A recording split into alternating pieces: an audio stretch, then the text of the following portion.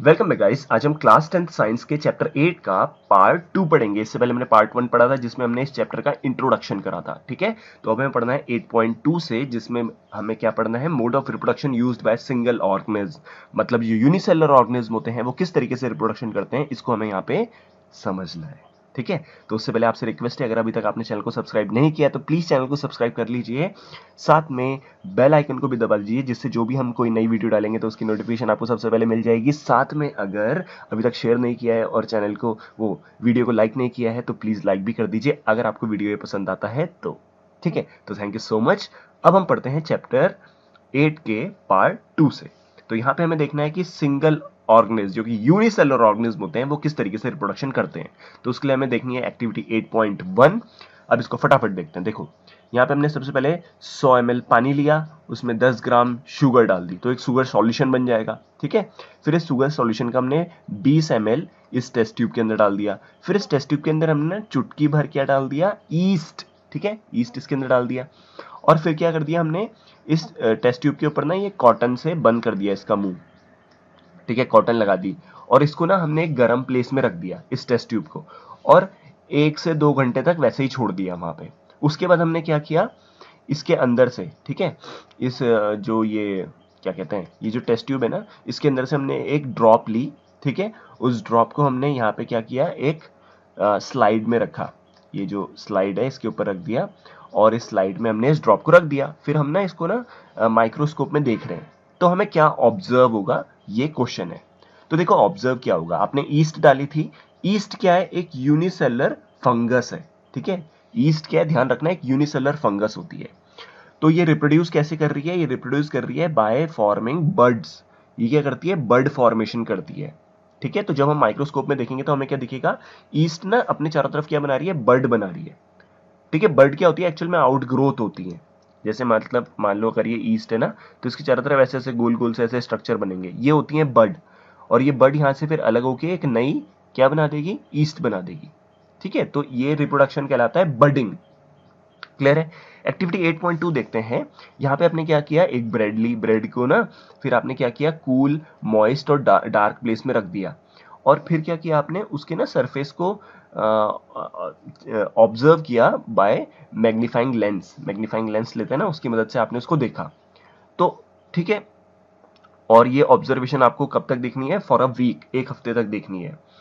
अब यहाँ पे क्या होगा, आप यहाँ पे क्या ऑब्जर्व करोगे, यहाँ पे देखो क्या होता है, जो ब्रेड होता है ना उसके ऊपर क्या जमती है, क्या लग जाती है, ब्रेड मोल्ड लग जाती है। ठीक है, ब्रेड मोल्ड, ये क्या है, एक फंगस है ब्रेड मोल्ड, और ये ब्रेड के ऊपर ग्रो करती है। ठीक है, अब ब्रेड के ऊपर क्यों ग्रो कर रही है, क्योंकि ब्रेड पे क्या है, कार्बोहाइड्रेट प्रेजेंट होता है और साथ में आपने उसको गीला भी कर रखा है, मॉइस्ट एरिया में रख रखा है। तो कार्बोहाइड्रेट और वाटर, ये दोनों क्या करते हैं, ब्रेड मोल्ड की ग्रोथ के लिए रिस्पॉन्सिबल होते हैं। तो ये ब्रेड के ऊपर ग्रो कर जाएंगे। और ये ग्रो कैसे करेंगे, आप यहाँ पे देखोगे कि ये जो ब्रेड मोल्ड है ना, ये क्या बना रहे हैं, स्पोर बना रहे हैं। स्पोर मतलब ऐसे गोल गोल से स्ट्रक्चर बना रहे हैं ऐसे। ठीक है, और इसकी मदद से रिप्रोडक्शन कर रहे हैं। तो इस रिप्रोडक्शन को बोलते हैं स्पोर फॉर्मेशन। ये सब हम आगे पढ़ेंगे डिटेल में। ठीक है, तो compare and contrast the way in which east grow in the first case and how mould in the second.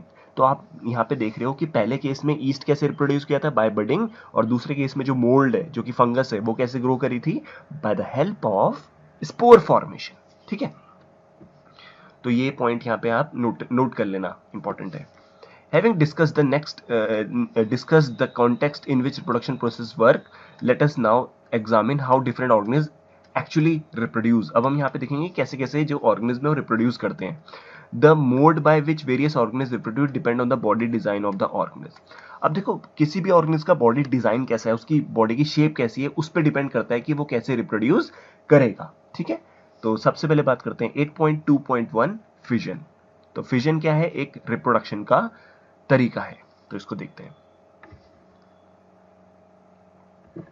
तो देखो, फॉर यूनिसेलुलर ऑर्गेनिज्म, जो यूनिसेलुलर ऑर्गेनिज्म होते हैं, सेल डिवीजन और fission lead to the creation of a new individual. सीधी बात है, अगर एक ये यूनिसेलुलर ऑर्गेनिज्म है, इसमें जब सेल डिवीजन होगा, सेल डिवीजन होकर मान लो यहाँ पे 2 सेल बन गए, तो यही तो रिप्रोडक्शन है। यूनिसेलुलर ऑर्गेनिज्म में सेल डिवीजन या फिजन होने से ही क्या हो जाता है, रिप्रोडक्शन हो जाता है। तो पहले 1 सेल थे, अब यहाँ पे 2 सेल हो गए। Many different pattern of fission has been observe, बहुत डिफरेंट टाइप के फिजन आपको यहाँ पे मिलेंगे। फिजन का मतलब होता है ब्रेक इनटू पीसेस, ठीक है। तो जो जैसे ये सेल है, ये 2 पीस में ब्रेक हो गया, तो ये भी फिजन है। तो कई सारे बैक्टीरिया और जो प्रोटोजोआ होते हैं ना, वो सिंपली स्प्लिट हो जाते हैं 2 इक्वल हाफ्स में ड्यूरिंग सेल डिवीजन। जैसे ये देखा हमने, ये बैक्टीरिया है, ये सिंपली 2 सेल्स में डिवाइड हो गया। तो ये इस तरीके से बैक्टीरिया डिवाइड करते हैं और प्रोटोजोआ डिवाइड करते हैं। तो फिर अगर ये 2 में डिवाइड हो रहा है, इसको क्या बोलेंगे? इसको बोलेंगे बाइनरी फिजन। बाइनरी का मतलब होता है 2 और फिजन का मतलब होता है ब्रेक होना। तो जब भी कोई सेल 2 पार्ट में ब्रेक हो जाता है तो उसको बाइनरी फिजन बोलते हैं। तो ये किस में होता है? बैक्टीरिया और प्रोटोजोआ में। अब in organism such as amoeba, अगर हम अमीबा की बात करेंगे तो इसमें क्या होता है? The splitting of the 2 cells during division can take place in any plane. अब अमीबा की आपको पता है जो शेप होती है ना, वो फिक्स नहीं होती। तो अमीबा कहीं से भी डिवाइड हो सकता है। अमीबा यहां से डिवाइड हो सकता है, यहां से डिवाइड हो सकता है, यहां से कहीं से भी डिवाइड हो सकता है, ठीक है। ये चीज ध्यान रखना। ओके, तो एक्टिविटी 8.3 पे आते हैं। अब वो कह रहा है कि ना आप ऑब्जर्व करो permanent slide of amoeba under a microscope. Permanent slide होती है जहां पे ना अब कोई हलचल नहीं हो रही होती, उसे बोलते हैं परमानेंट स्लाइड, ठीक है। तो अमीबा की 2 स्लाइड लोगे आप, एक ये ले ली, एक ये ले ली। अब इसको ना आप क्या कर रहे हो? माइक्रोस्कोप में स्टडी कर रहे हो, ठीक है। तो आपको पता है अमीबा कैसे रिप्रोड्यूस करता है? Binary fission. मतलब अमीबा में क्या होता है, जो अमीबा का सेल है वो 2 में डिवाइड हो जाता है, जैसे कि ये 2 में डिवाइड हो रहा है, ठीक है। तो आप दोनों स्लाइड में जब कंपैरिजन करोगे तो आपको क्या मिलेगा कि एक स्लाइड में तो मान लो यहां से डिवीजन हो गया, और दूसरी स्लाइड में अमीबा का यहां से डिवीजन हो गया। तो इससे हमें क्या पता चला? अमीबा ना किसी भी प्लेन में रिप्रोड्यूस कर सकता है, मतलब किसी भी प्लेन से वो डिवाइड कर सकता है, ठीक है। देन अब हम आगे आते हैं। तो क्या बोला है आगे? हाउएवर सम यूनिसेलुलर ऑर्गेनिज्म, कुछ यूनिसेलुलर ऑर्गेनिज्म होते हैं, show somewhat more organisation of their bodies such as seen in Leishmania which have a wipe like structure at one end of the cell। अब देखो कुछ यूनिसेलुलर ऑर्गेनिज्म होते हैं ना जो थोड़े से कैसे होते हैं? ऑर्गेनाइज्ड रहते हैं। जैसे आप अमीबा को देखो, अमीबा ऑर्गेनाइज्ड नहीं है, उसकी शेप फिक्स नहीं है। बट लेकिन जो यहाँ पे वो बोल रहा है ना यूनिसेलुलर ऑर्गेनिज्म, जैसे कि लेशमानिया, ये क्या है ना, एक ऑर्गेनाइज वे में इसकी बॉडी रहती है, मतलब एक थोड़ी सी फिक्स शेप टाइप की रहती है इसकी। ध्यान रखना, लेशमानिया जो है ना एक बीमारी करता है जिसका नाम होता है काला आजार, ठीक है। और इस लेशमानिया में आपको क्या मिलता है? वाइप लाइक स्ट्रक्चर, मतलब ऐसे हेयर की तरह एक स्ट्रक्चर मिलेगा लंबा सा, ठीक है। तो अगर आप इसको देखो लेशमानिया को, तो यहाँ पे ये मिल रहा है, देखो ये वाइप लाइक स्ट्रक्चर इस तरीके से। अब ये वाइप लाइक स्ट्रक्चर धीरे धीरे ना दूसरी तरफ से भी ऐसे ग्रो होने लगेगा। देखो दूसरी तरफ भी ग्रो हो रहा है ना, उसकी लेंथ बढ़ती जा रही है और एक बार ये क्या हो जाएगा, पूरी ये लेंथ बराबर हो जाएगी। अब इस केस में क्या होगा? बाइनरी फिजन ऐसे होगा, यहाँ से इस प्लेन से, तो ये ऐसे करके डिवाइड कर जाएगा और 2 लेशमानिया यहाँ पे बन जाएंगे। तो लेशमानिया के केस में आपने क्या देखा कि जो बाइनरी फिजन हो रहा है ना वो एक ऑर्गेनाइज्ड वे में हो रहा है, मतलब एक पर्टिकुलर प्लेन में हो रहा है, और अमीबा में अलग अलग तरीके से हो रहा था।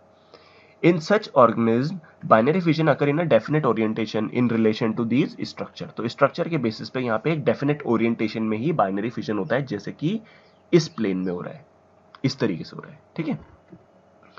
देन अब हम आगे आते हैं। तो क्या बोला है? In sorry other single cell organism, कुछ सिंगल सेल ऑर्गेनिज्म होते हैं जैसे कि मलेरियल पैरासाइट। मलेरियल पैरासाइट मतलब जो कि मलेरिया करता है बीमारी, उसका नाम है प्लाज्मोडियम। तो प्लाज्मोडियम जो होता है वो बीमारी करता है, और जो मच्छर होता है, मॉस्किटो होता है, वो बीमारी फैलाता है, ये ध्यान रखना है। तो जो मलेरियल पैरासाइट है प्लाज्मोडियम, वो डिवाइड करता है मैनी डॉटर सेल्स में, मतलब प्लाज्मोडियम एक बारी में बहुत सारे सेल्स में डिवाइड कर जाता है, और इसको क्या बोलते हैं? Multiple fission. तो अमीबा के अंदर तो बाइनरी फिजन हो रहा था जिसमें 2 में डिवाइड हो रहा था वो, और प्लाज्मोडियम क्या होता है? बहुत सारे सेल्स में डिवाइड हो जाता है, इसलिए उसको बोलते हैं मल्टीपल फिजन। तो ये हो रहा है मल्टीपल फिजन इन प्लाज्मोडियम, बहुत सारे सेल्स हैं यहाँ पे देखो। Then yeast on the other hand can put out small bud that separate and grow further as we see saw in क्या बोल रहा हूँ मैं, as we saw in activity 8.1। तो एक्टिविटी 8.1 में आपने देखा था ना कि जो ईस्ट था उसमें बडिंग हो रही थी, है ना, हमने बात करी थी ऊपर, तो वो यहाँ पे भी उसने मेंशन कर दिया। नेक्स्ट जो अपने पास रिप्रोडक्शन का तरीका आता है वो क्या है? फ्रेगमेंटेशन।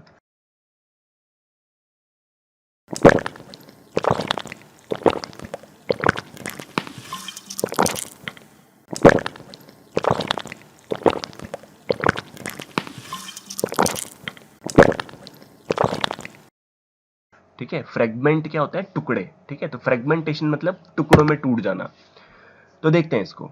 आपने क्या करना है, सबसे पहले एक लेक से या एक पॉन्ड से ना वाटर को कलेक्ट करना है, जो कि ना थोड़ी कैसे दिखे, वो वाटर कैसा दिखना चाहिए, डार्क ग्रीन, ठीक है, जिसमें क्या होगा ना, फिलामेंटस स्ट्रक्चर्स भी आपको प्रेजेंट मिलेंगे। अब आपने क्या करना है, पुट 1 और 2 फिलामेंट्स ऑन अ स्लाइड। ये जो पानी में जो फिलामेंट है ना, इसमें से 1 और 2 फिलामेंट को आपने क्या कर देना है, एक स्लाइड के ऊपर रख देना है, ठीक है। देन क्या करना है, आपने ग्लिसरीन डालना है इसके ऊपर, और ग्लिसरीन डालने के बाद आपने इस पे कवर स्लिप डाल देनी है, और फिर इसको माइक्रोस्कोप में देखना है। तो ये जो ग्रीन फिलामेंट है, एक्चुअल में ये क्या है, स्पाइरोगायरा। ये क्या है, स्पाइरोगायरा। स्पाइरोगायरा क्या होता है, ग्रीन एल्गी होता है, ठीक है, एल्गी होते हैं ना, तो ये ग्रीन एल्गी है। और जो स्पाइरोगायरा होता है ना, उसकी फिलामेंटस बॉडी होती है। फिलामेंटस बॉडी मतलब ऐसे फिलामेंट्स की फॉर्म में क्या रहती है, इसकी बॉडी रहती है, ठीक है। अब वो क्या कह रहा है, can you identify different tissues in spirogyra filament. तो ये है स्पाइरोगायरा का एक फिलामेंट। इसमें आपको दिखेगा स्पाइरल क्लोरोप्लास्ट। ये जो ऐसे करके जा रहा ना, ये ऐसे ऐसे ऐसे ऐसे, ये क्या है, ये डीएनए नहीं है, ये क्या है, स्पाइरल क्लोरोप्लास्ट है, ठीक है। क्लोरोप्लास्ट है तो ग्रीन कलर का तो होगा ही है, इसीलिए इसको बोलते हैं ग्रीन एल्गी। देन यहाँ पे न्यूक्लियस भी प्रेजेंट है, ठीक है। न्यूक्लियस थोड़ा मैं ठीक से यहाँ पे बना नहीं पाया, वो घिच पिच हो गया, तो यहाँ पे न्यूक्लियस है। अब इन और यहाँ पे क्या होता है, ये जो सेपरेशन है बीच बीच में आप देख रहे हो, ये गैप है, इसको बोलते हैं सेप्टा। तो ये जो फ्रेगमेंट, ये जो क्या बोलते हैं, स्पाइरोगायरा है, ये कैसे रिप्रोड्यूस करता है, by the help of fragmentation. इसमें क्या होता है, यहाँ पे 2 टुकड़ों में ये ब्रेक हो गया, तो एक टुकड़ा ये हो गया, एक टुकड़ा ये हो गया, और हर एक जो ये फ्रेगमेंट है ना, ये बाद में नया क्या बना देगा, स्पाइरोगायरा, ठीक है, नया स्पाइरोगायरा बना देगा ये। तो इस रिप्रोडक्शन को बोलते हैं fragmentation. In multicellular organism with relatively simple body organisation, simple reproductive method can still work. अब आप देखो, जैसे हम लोग हैं, हम मल्टीसेलुलर ऑर्गेनिज्म हैं, तो क्या हमें ऐसे डायरेक्टली हम 2 पार्ट में डिवाइड होकर रिप्रोड्यूस करते हैं, नहीं भाई, ऐसे थोड़ा ना रिप्रोड्यूस करते हैं। बट लेकिन कुछ मल्टीसेलुलर ऑर्गेनिज्म ऐसे होते हैं जिनका सिंपल बॉडी डिजाइन होता है, सिंपल बॉडी ऑर्गेनाइजेशन होता है, उनमें इस तरीके से सिंपल रिप्रोडक्शन हो सकता है। जैसे कि एग्जांपल है स्पाइरोगायरा का। स्पाइरोगायरा जो है एक मल्टीसेलुलर ऑर्गेनिज्म है, और जब ये मैच्योर हो जाता है ना, तो ये सिंपली क्या होता है, ब्रेक हो जाता है स्मॉल पीसेस में, मतलब स्मॉल फ्रेगमेंट्स में ब्रेक हो जाता है, और हर एक जो पीस है या जो हर एक फ्रेगमेंट है ना, वो ग्रो करके नया इंडिविजुअल बना देता है, ठीक है। Can we work out the reason for this based on what we saw in activity 8.4। तो 8.4 एक्टिविटी में हमने ये चीज देखी थी, ठीक है। देन आगे बढ़ते हैं। अब this is not true for all multicellular organism, they can not simply divide cell by cell. अब आप बात समझो, जो मल्टीसेलुलर ऑर्गेनिज्म है उनमें ध्यान रखना, जो सिंपल बॉडी वाले मल्टीसेलुलर ऑर्गेनिज्म है, सिर्फ उन्हीं में क्या होता है, इस तरीके से रिप्रोडक्शन हो सकता है। हम लोगों में थोड़ा ना होगा इस तरीके से रिप्रोडक्शन, है ना। The reason is that many multicellular organism, इसका रीजन क्या है कि सारे मल्टीसेलुलर ऑर्गेनिज्म ऐसे ही रिप्रोड्यूस क्यों नहीं कर जाते, इसका रीजन क्या है कि ज्यादातर लगभग जो मल्टीसेलुलर ऑर्गेनिज्म है ना, जो हम देख रहे हैं, are not simply a random collection of cell. जैसे ह्यूमन की बॉडी सिर्फ ऐसे खूब सारे सेल की थोड़ा ना बनी है, मतलब एक्चुअली खूब सारे सेल की बनी है, बट लेकिन ऐसा थोड़ा ना कि एक मास ऑफ सेल है और उससे पूरी बॉडी बन गई, नहीं। हमारी बॉडी के अंदर स्पेशलाइज सेल्स भी तो प्रेजेंट हैं, और फिर वो स्पेशलाइज सेल्स टिश्यू बनाते हैं, टिश्यू से ऑर्गन बनता है, ऑर्गन से ऑर्गन सिस्टम बनता है, तब जाके पूरी बॉडी बनती है। तो हमारी बॉडी के अंदर बहुत डिफरेंट टाइप के सेल्स हैं, है ना। तो इस तरीके से हम यहाँ पे रिप्रोड्यूस नहीं कर सकते, which then have the place at definite position in the body. और फिर ये जो ऑर्गन्स बनते हैं, ये डिफरेंट डिफरेंट काम भी करते हैं हमारी बॉडी में, अलग अलग जगह पे प्रेजेंट भी रहते हैं। तो in such a careful organise situation, cell by cell division would be impractical. तो हम लोगों में इस तरीके से रिप्रोडक्शन नहीं हो सकता। मल्टी सेलुलर ऑर्गेनिज जो रहते हैं ना, वो फिर क्या करते हैं, यहाँ पे generally complex way of reproduction का इस्तेमाल करते हैं, मतलब एक कॉम्प्लेक्स तरीके से वो रिप्रोड्यूस करते हैं, जैसे कि sexual reproduction in human being. A basic strategy used in multicellular organisms is that different cell type perform different specialized functions। हाँ, जो मल्टीसेलुलर ऑर्गेनिज्म होते हैं उनमें डिफरेंट टाइप के सेल्स होते हैं, और डिफरेंट टाइप के सेल्स डिफरेंट टाइप के फंक्शंस को परफॉर्म करते हैं। Following this general pattern, reproduction in such organisms is also the function of a specific cell type। क्या बोला यहाँ पे, अगर एक मल्टीसेलुलर ऑर्गेनिज्म है, उसके अंदर बहुत डिफरेंट टाइप के सेल्स होंगे, डिफरेंट टाइप के सेल्स डिफरेंट टाइप के फंक्शंस कर रहे हैं, तो इसका मतलब ये भी तो होगा ना कि इन मल्टीसेलुलर ऑर्गेनिज्म के अंदर कुछ सेल्स ऐसे हैं जो कि रिप्रोडक्शन में इन्वॉल्व होंगे, है ना। कुछ स्पेसिफिक सेल्स रिप्रोडक्शन में भी इन्वॉल्व होंगे। तो how is reproduction to be achieve from a single cell type. If the organism itself consist of many cell type.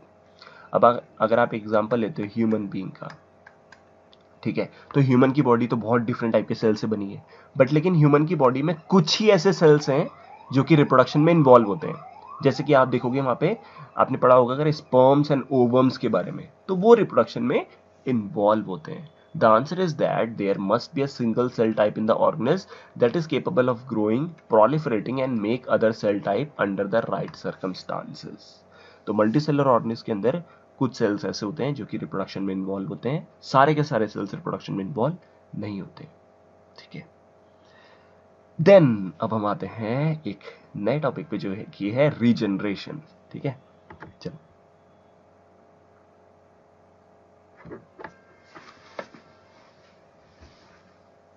Regeneration का मतलब क्या होता है? रीजनरेशन का मतलब होता है कोई चीज का फिर से बन जाना, रीजनरेट कर जाना। तो many fully differentiated organisms has the ability to give rise to new individual organisms from their body parts। अब देखो ना, कोई इंडिविजुअल ऑर्गेनिज्म है, उस इंडिविजुअल का कोई बॉडी पार्ट है, वो बॉडी पार्ट क्या कर सकता है, एक नया ऑर्गेनिज्म बना सकता है। इसको अभी हम समझेंगे, ठीक है। अभी आप इतना समझो कि जैसे कोई ये बॉडी है कोई, ठीक है, ये बॉडी ब्रेक हो गई, तो ब्रेक होने के बाद ये ऐसे पार्ट बन गया, ठीक है, दो तीन पार्ट में ब्रेक हो गई। तो हर एक पार्ट क्या होगा, बाद में जाके एक पूरा का पूरा इंडिविजुअल जो है वहां पे बना देगा, ठीक है। तो इसे रीजनरेशन बोलते हैं। This is if the individual is somehow cut और broken up into many pieces. अब रीजनरेशन में क्या होता है, मान लो अगर कोई इंडिविजुअल की बॉडी में कट लग जाए, या वो इंडिविजुअल जो है ब्रेक हो जाए मैनी पीसेस में, तो क्या होगा, जो हर एक पीस है ना, वो एक नया इंडिविजुअल बना देगा। अब इसका एग्जाम्पल देखते हैं। Example as a simple animal, hydra या प्लेनेरिया है। ये ना सिंपली कट हो जाते हैं मैनी पीसेस में, और हर एक जो पीस रहता है वो ग्रो करता है कंप्लीट ऑर्गेनिज्म में। एक नया एक नया प्लेनेरिया, एक नया हाइड्रा बन जाता है वो छोटे छोटे टुकड़ों से। This is known as regeneration, ठीक है। तो रीजनरेशन जो होता है वो कैरीड आउट होता है स्पेशलाइज सेल से। जैसे कि मैंने आपको बताया, मल्टी सेलर ऑर्गेनिज्म के अंदर कुछ ही सेल्स ऐसे होते हैं जो कि रिप्रोडक्शन में इन्वॉल्व होते हैं, तो इनमें भी कुछ स्पेशल सेल्स होते हैं जो कि रीजनरेशन में इन्वॉल्व होते हैं। तो these cells proliferate and make large number of cells. तो ये सेल्स जो हैं, स्पेशल सेल्स, यही डिवाइड करके एक बहुत सारे ग्रुप ऑफ सेल्स को प्रोड्यूस कर देते हैं। From this mass of cell different cells undergo change to become various cell type and tissues, ठीक है, समझ रहे हो ना। जैसे कि ये बॉडी है, ये ब्रेक हो गई, ठीक है, तो एक ये टुकड़ा ले लेते हैं, इस टुकड़े के अंदर कुछ स्पेशल सेल होगा। ये स्पेशल सेल जो है बहुत ज्यादा डिवाइड करेगा और यहाँ पे क्या हो जाएगा, ये ग्रो करना शुरू कर देगा। ग्रो करना शुरू करेगा तो फिर क्या होगा, यहाँ पे एक नया पूरा का पूरा इंडिविजुअल बनना शुरू हो जाएगा, जिसमें बहुत डिफरेंट टाइप के सेल्स आपको मिलेंगे। तो ये रीजनरेशन कहलाता है, ठीक है। अब क्या बोला, these changes take place in an organise sequence refer to as development. तो ये जो भी इवेंट्स होते हैं ना, ये क्या होते हैं, स्पेशलाइज सीक्वेंस में चलते हैं और इसी को डेवलपमेंट बोलते हैं। तो अब इसको यहाँ पे समझते हैं इसका मतलब क्या है। ये एग्जांपल है प्लेनेरिया का। प्लेनेरिया में अगर आप देखोगे तो सिंपली ये इसकी बॉडी ऐसे कट हो गई, ठीक है, तो कट होने के बाद ये पार्ट बन गए, टुकड़े हुए, ठीक है। अब ये टुकड़ों में क्या होगा, स्पेशल सेल्स हैं, तो ये डिवाइड करना शुरू करेंगे। डिवाइड करने के बाद देखो ये बॉडी बनना शुरू हो गया, यहाँ पे एक नया प्लेनेरिया बनना शुरू हो गया और यहाँ पे बन भी गया। तो दिस इज कॉल्ड रीजनरेशन। अब रीजनरेशन जो होता है ना, not the same as reproduction, since most organism would not normally depend on being cut up to be able to reproduce. तो रीजनरेशन को ना हम रिप्रोडक्शन के सिमिलर नहीं मान सकते, क्योंकि रीजनरेशन एक्चुअल में क्या होता है, जो लॉस्ट पार्ट है ना उसकी भरपाई करने के लिए होता है। जैसे कि आपने देखा होगा छिपकली होती है ना, छिपकली की पूंछ को अगर दबा दो तो वो अपनी पूंछ को छोड़ देती है, आगे बढ़ जाती है, बट उसकी पूंछ फिर आ जाती है, तो वो भी रीजनरेशन है। तो वहां पे क्या हुआ, वहां पे वो जो रीजनरेशन हुआ उसमें क्या हुआ, रिप्रोडक्शन नहीं हुआ ना उसमें, तो उसका जो लॉस्ट पार्ट है वो रिगेन हो गया, उसकी पूंछ फिर से आ गई। इसी तरीके से क्या होता है कि जो ऑर्गेनिज्म होते हैं वो अपने आप को ऐसे कट नहीं करते, मतलब कट कर दिया फिर वो हर कट पार्ट जो है वो डिवाइड करके नया ऑर्गेनिज्म बना देगा, ऐसा नहीं होता। यहाँ पे क्या होता है, अगर कट हो जाए तो ये इस तरीके से रिप्रोड्यूस करते हैं। तो यहाँ पे रिप्रोडक्शन का एज सच रीजनरेशन नहीं मानते, रीजनरेशन को as such similar to reproduction नहीं माना जाता है। देन हम लोग बात करेंगे बडिंग की, ठीक है। तो बडिंग क्या होता है? ऑर्गेनिज्म सच एज हाइड्रा, है ना, use regenerative cells for reproduction. तो हाइड्रा जो होता है ना, वो रीजनरेटिव सेल्स का इस्तेमाल करता है रिप्रोडक्शन का in the process of budding. तो ध्यान क्या रखना है, हाइड्रा के अंदर कुछ रीजनरेटिव सेल्स होते हैं जिनकी मदद से वो बडिंग करता है और बडिंग की मदद से वो रिप्रोड्यूस करता है। इन हाइड्रा क्या होता है, एक बड डेवलप्ड होती है। बड डेवलप्ड क्यों होती है? बिकॉज ना वहां एक पर्टिकुलर पॉइंट पे क्या होता है, बहुत सारे सेल्स जो होते हैं रिपीटेटिवली डिवाइड करते हैं, जिसकी मदद से क्या होता है, एक स्पेसिफिक साइट पे बड बन जाती है। समझते हैं इसको। ये है हाइड्रा। हाइड्रा में यहाँ पे कुछ स्पेशल सेल्स हैं। ये स्पेशल सेल्स बहुत तेजी से डिवाइड करेंगे और ये धीरे धीरे यहाँ पे एक बड बननी शुरू हो जाएगी। फिर ये बड देखो धीरे धीरे बड़ी हो जाएगी, तो ये एक नया हाइड्रा जैसा दिखने लग गया, है ना। और फिर ये यहाँ से डिटैच होकर के एक नया हाइड्रा डेवलप हो जाएगा। तो these birds developed into tiny individual and when fully mature detach from the parent body and become new independent individual। तो ये पूरा जब पूरी तरीके से मैच्योर हो जाएगा तो ये पेरेंट बॉडी से अलग हो जाएगा और एक नया हाइड्रा बना देगा। तो ध्यान क्या रखना है, बडिंग किस में होती है? हाइड्रा में।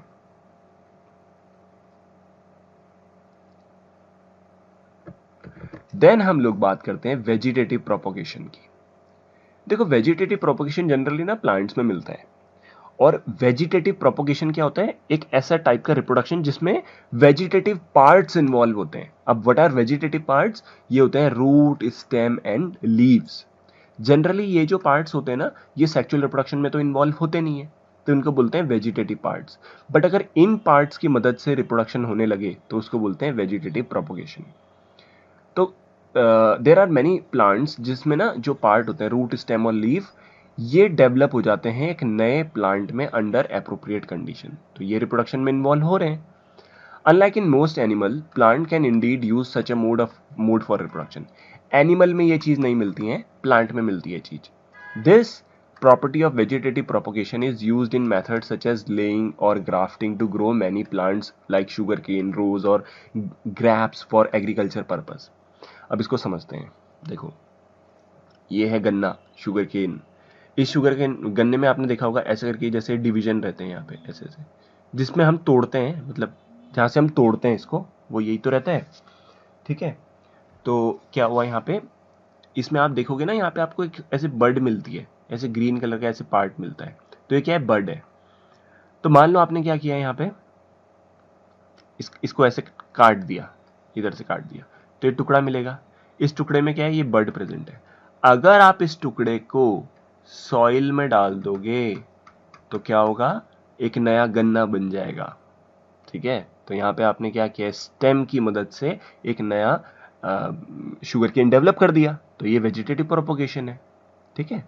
Plants raised by vegetative propagation can bear flowers and fruit earlier than those produce from seed. अब उसने क्या बोला, वेजिटेटिव प्रोपोगेशन की मदद से जो आप प्लांट को ग्रो करोगे ना, उसमें जल्दी फ्रूट और फ्लावर्स आ जाएंगे एज कंपेयर टू उस प्लांट के जिसको आपने सीड से डेवलप किया। अब आप खुद ही सोचो, आपको शुगर केन को डेवलप करना है, शुगर केन की खेती करनी है, तो आपने सीड ले लिया एक तरफ, और एक तरफ आपने वो शुगर केन की स्टेम ले ली जिसमें वो बर्ड प्रेजेंट है। अब सोचो, आप सीड को डालोगे जमीन में, सीड धीरे धीरे ग्रो करेगी, फिर एक शुगर केन बाद में जाके बनेगा, फिर उस शुगर केन में जो भी फ्लावर वगैरह आने होंगे वो आएंगे, तो बहुत टाइम लग जाएगा। बट अगर आप यहाँ पे डायरेक्टली इस शुगर केन को सॉइल में डालोगे तो एकदम ही डेवलपमेंट हो जाएगा। तो इसलिए क्या होता है, ये वेजिटेटिव रिप्रोडक्शन से जो प्लांट डेवलप्ड होता है उसमें जल्दी फ्रूट्स और फ्लावर्स आते हैं। तो such methods also make possible the propagation of plant, जैसे कि बनाना, ऑरेंज, रोज और जैस्मिन है ना। अगर देखो ये समझो, ये जो प्लांट्स हैं, इन प्लांट्स में अगर सीड बनने की कैपेसिटी खत्म हो जाएगी तो फिर ये कैसे रिप्रोड्यूस करेंगे, by the help of vegetative propagation. आप वेजिटेटिव प्रोपोगेशन की मदद से इसको डेवलप कर सकते हो। Another advantage of vegetative propagation is that all plant produce are genetically similar enough to the parent plant to have all its character। बहुत simple है। ये आपने जो गन्ना लिया था, इसका जो डीएनए होगा, डीएनए ले लेते हैं, ठीक है। और ये जो नए यहाँ पे नए शुगर केन जो ग्रो होंगे, उनका जो डीएनए होगा वो सिमिलर होगा, क्योंकि इसी गन्ने से तो हमने ये गन्ने प्रोड्यूस करे हैं ना। तो क्या हो गया, ये सिमिलैरिटी होगी यहाँ पे, क्योंकि कोई वेरिएशन नहीं होगी ना, क्योंकि उसी से डेवलपमेंट उसका हुआ है, ठीक है। तो ये हो गया वेजिटेटिव प्रोपोगेशन। वीडियो शायद बड़ी हो गई फिर से, ठीक है, बट लेकिन कोई नहीं। ओके, अब बात करते हैं हम एक्टिविटी 8.5 की। तो अगर आप यहाँ पे देखोगे, आपको एक क्या लेना है, आलू, ठीक है, और उसकी सरफेस को ऑब्जर्व करना है। तो क्या आप वहाँ पे आपको कोई नॉच दिखेगी? एक्चुअली नॉच क्या होती है, जैसे आलू ले लिया आपने, आलू में ना एक जगह पे आपको ऐसे ऐसे कुछ ग्रोथ सी मिलेगी, ऐसे समझ गए होंगे जो मैं बोलना चाह रहा है ना, ऐसे नॉच सी मिलती है। ये एक्चुअली क्या होती है, बड होती है, ठीक है, या इसको आई भी बोलते हैं, आई ऑफ पोटैटो। अब आपने क्या करना है, कट करना है पोटैटो को सिंपल स्मॉल पीसेज में, ठीक है, that some piece contain a notch और bud and some do not. तो आपने क्या किया, इसको टुकड़ों में तोड़ काट दिया, जैसे ये टुकड़ा, ये टुकड़ा, ये टुकड़ा। तो किसी टुकड़े में तो आपको कोई भी वो बड नहीं मिलेगी और किसी टुकड़े में आपको बड मिलेगी, है ना। तो स्प्रेड आप, अब आपने क्या करना है, एक ना ट्रे लेनी है, उस ट्रे में आपने कॉटन डालनी है, कॉटन को गीला कर देना है, ठीक है, ये ट्रे ले ली, इस ट्रे में कॉटन डाल दी, कॉटन को गीला कर दिया, और अब आपने क्या करना है, ये जो टुकड़े हैं ना, इन टुकड़ों को इस पे डाल देना है, किस पे, ये कॉटन के ऊपर, ठीक है। अब अब क्या करना है, observe change take place in these potato pieces over the next few days, make sure that the cotton is kept moist. तो आपने कुछ दिनों बाद फिर इसको देखना है कि इसमें क्या चेंज आएगा, और इसको गीला रखना है जो कॉटन है। Which are the cotton pieces that give rise to fresh green shoot and root. तो कौन सा वो आलू का पीस होगा जिसमें नई शूट या रूट आनी शुरू हो जाएगी, वो है ये वाला पार्ट, क्योंकि इसमें बड प्रेजेंट है। तो इस बड की मदद से ही क्या हो जाएगा, यहाँ पे ऐसे ऐसे रूट आनी शुरू हो जाएगी, और इसी की मदद से आप नए आलू को या पोटैटो को ग्रो कर सकते हैं। अब इसमें कोई बड थी नहीं, तो यहाँ पे ग्रोथ नहीं होगी। Similarly, birds produced in the notch along the leaf margin of Bryophyllum fall on the soil and developed into new plants. ये है Bryophyllum. Bryophyllum का जो पत्ता होता है ना, उसकी ना नॉच पे एंडिंग पे आपको ऐसे बर्ड्स मिलेंगी। तो ये जो बर्ड्स होती है ना, ये क्या करती है, सिंपली यहाँ से सॉइल में गिरती है, सॉइल में गिरने के बाद एक नया प्लांट को ग्रो कर देती है, ठीक है। देन आते हैं हम एक्टिविटी 8.6 पे।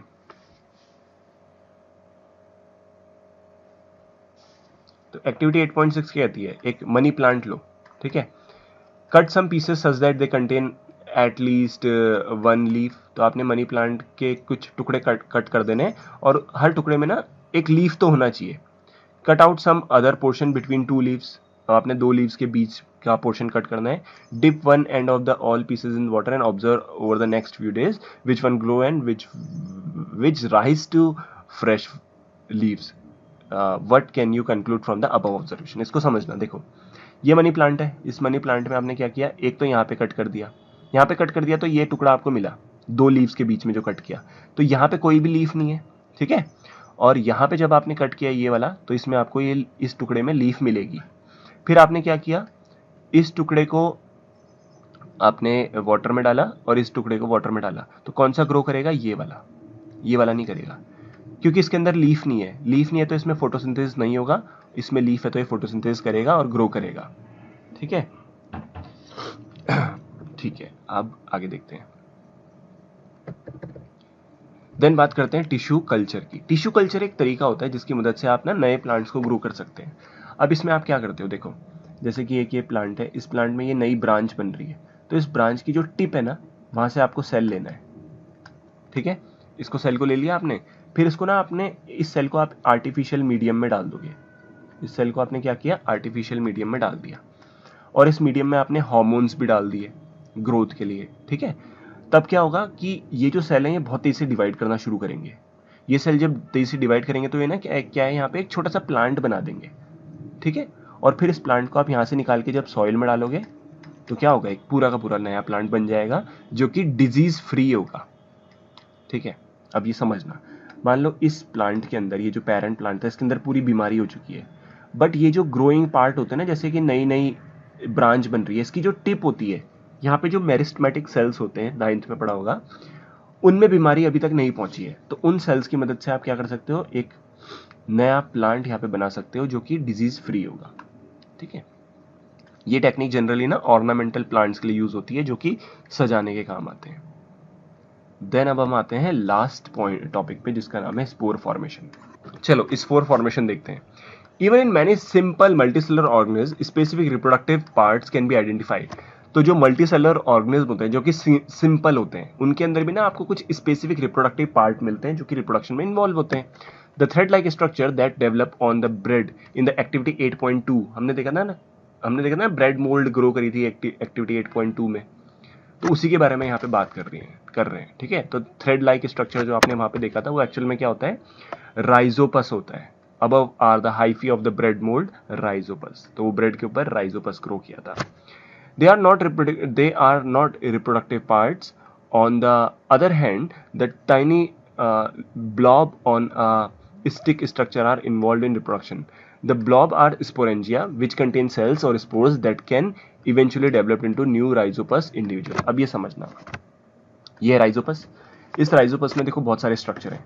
ये जो ऐसे ये लंबे लंबे जा रहे हैं, ठीक है, ये ऐसे जा रहे हैं, ये नीचे को ये है, ये सब क्या है, हाइफी, ये कहलाते हैं हाइफी।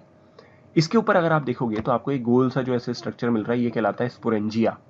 इस स्पोरेंजिया के अंदर आपको मिलेंगे स्पोर। इसके अंदर क्या बनते हैं, छोटे छोटे गोल गोल स्ट्रक्चर बनते हैं जिसे बोलते हैं स्पोर्स। ये स्पोर्स क्या करते हैं, बाहर आ जाते हैं। जब स्पोरेंजिया बर्स्ट करेगा तो स्पोर्स बाहर आ जाएंगे, और यही स्पोर्स बाद में जाकर के एक नए राइजोपस को ग्रो कर देते हैं। तो क्या लिखा है, the spores are covered by thick walls that protect them until they come into contact with another moist surface and can begin to grow। तो ये जो स्पोर्स जब ये बाहर आएंगे ना, तो इन स्पोर्स के चारों तरफ क्या रहती है, थिक वॉल रहती है जो इनको बचा के रखती है, और जैसे ही ये स्पोर्स किसी गीली सरफेस पे आते हैं तो वहां पे वो ग्रो करना शुरू कर देते हैं। तो इससे हमें क्या पता चला, जो राइजोपस होता है वो कैसे रिप्रोड्यूस करता है, बाय स्पोर फॉर्मेशन। ठीक है, लास्ट लाइन रह रही है, इस वीडियो में यहीं तक रहने देंगे। All the mode of reproduction that we have discussed so far allow new generation to be created from a single individual। तो यहाँ पे हमने जो भी मोड ऑफ रिप्रोडक्शन देखे उसमें हमने क्या देखा, जो भी नई जनरेशन बनी है वो किसकी मदद से बनी है, सिंगल इंडिविजुअल, मतलब सिंगल पेरेंट से बनी है। तो इसीलिए इसको बोलते हैं एसेक्सुअल रिप्रोडक्शन। सेक्सुअल रिप्रोडक्शन में क्या होते हैं, दो पेरेंट्स इन्वॉल्व होते हैं। तो सेक्सुअल रिप्रोडक्शन के बारे में हम नेक्स्ट वीडियो में पढ़ेंगे। Thank you so much for watching, bye bye.